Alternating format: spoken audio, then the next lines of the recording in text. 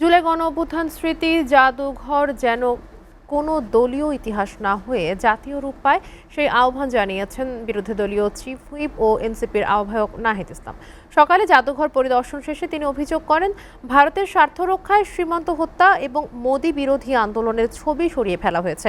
একই সাথে শহীদ আবু সাঈদের স্মৃতিচিহ্ন বাদ পড়ার সমালোচনা করে দ্রুতই তা সংযোজনের দাবি জানিয়েছেন তিনি। আরাফাত হোসেনের প্রতিবেদনে দেখুন বিস্তারিত। গণ অভ্যুত্থানের স্মৃতি ও রক্তাক্ত ইতিহাস ধরে রাখতে জুলাই স্মৃতি জাদুঘর কদিন আগেই সর্বসাধারণের জন্য উন্মুক্ত করা হয়েছে।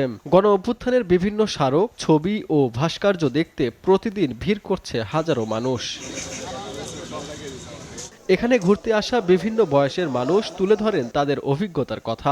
অনেকে যেমন ইতিহাস সংরক্ষণের এই উদ্যোগকে সাধুবাদ জানিয়েছে, তেমনি অনেকের চোখে ভেসে উঠেছে সেই নৃশংসতার বিভৎস স্মৃতি। পরিবারের সদস্যরা মিলে ঘুরে দেখছে এসব ইতিহাস। আমি যখন উত্তরাতে মিছিল করতাম প্রতিদিন, তখন আম্মু প্রচুর ভয় থাকতো। সকালবেলা বের হয়ে যেতাম, সন্ধ্যাবেলা আসতাম। তো আজকে আসতে পারে প্রতিটা জিনিস দেখতেছি, প্রতিটা বিষয় আসলে অনেক আগের ওই জিনিসগুলোকে মনে করাই দিচ্ছে। অনুভূতিটা আসলে ভালোই।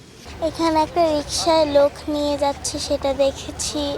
আর হলো শহীদদের কবর নিয়ে যাচ্ছে, সেটা দেখেছি। আর অনেক কিছু দেখেছি।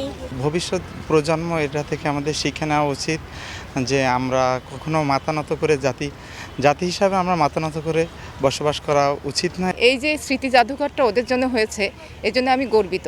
এর আগে সকালে এনসিপির আহ্বায়ক ও বিরোধী দলীয় চিফ হুইপ নাহিদ ইসলাম ও আক্তার হোসেনের নেতৃত্বে 50 সদস্যের একটি প্রতিনিধি দল জাদুঘর পরিদর্শনে আসেন। জাদুঘরের বিভিন্ন গ্যালারি, প্রদর্শিত ভাস্কর্য ও আলোকচিত্র ঘুরে দেখেন তারা।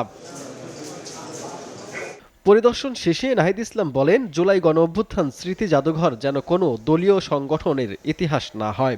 শহীদ আবু সাঈদের স্মৃতি বাদ দেওয়া এবং ভারতের সাথে আপোষ করে সীমান্ত হত্যা ও মোদি বিরোধী আন্দোলনের ছবি সরিয়ে ফেলা হয়েছে বলেও ক্ষোভ প্রকাশ করেন তিনি।